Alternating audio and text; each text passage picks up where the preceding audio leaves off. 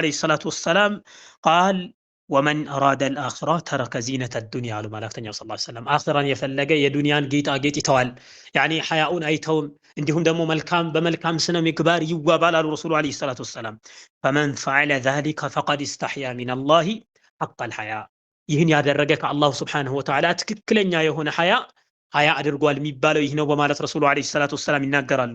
ስለዚህ ምን እየበላን ነው? ምን እየጠጣን ነው? ከአላሁ ስብሓንሁ ወተዓላ ጋር ያለን ሀያ እንዴት ነው?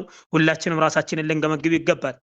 أيضا رسول عليه الصلاة والسلام كما نعم في الصحيح في صحيح البخاري وفي صحيح مسلم من حديث عمران بن حسين رضي الله عنه قال الحياء لا يأتي إلا بخير سبحان الله حياء بلو مالت خير نجر إنجي فسمو عندم نجر أيام تعملوا ملاك صلى الله عليه وسلم حياء خير نجر إنجي مدفو جن بجراش اللو ماله سبحان الله يهن انديت يعني بزيه نجر انديت عن نوابن خير نجر يميامت عنده هنا عندهم دمو ملكام جن بتشا إنجي مدفو جن كليلو بزي حياء انديت عن نوابن بتلي يعني سيتوشي مت على يعني إن شاء الله مت على لو بتلي سيتوش نو يعني ما تقول على باتشو بزي رئيس أيضا الرسول عليه الصلاة والسلام يساتر كنو ساتو سلام ياسكددين عفوا طيب قال من حديث أنس رضي الله عنه في سنن الترمذي ما كان الفحش في شيء إلا شانه وما كان الحياء في شيء إلا زانه قال رسول عليه الصلاة والسلام بيتن يوم يعني قداي مدفو نجر مالتنا فحش عينورم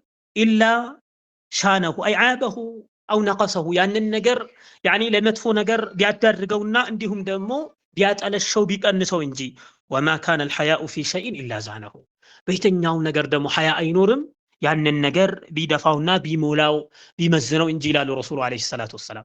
ስለዚህ በየትኛው በኩል ሙሉ እንድንሆን ከፈለግን እንዲሁም ደግሞ ያኒ ትልቅ የሆነ ቫልዩ እንዲኖረን ከፈለግን ሐያ ሊኖረን ይገባል። በሐያ ልንካን ይገባል። በተለይ ሴቶች ሲሆን ያኒ ሐያአቸው ከልክ በላይ ያለፈ ሊሆን ይገባል። ኢንሻአላህ መጣለው ሰዓትም ይኖረኛል ብዬ አስባለሁ።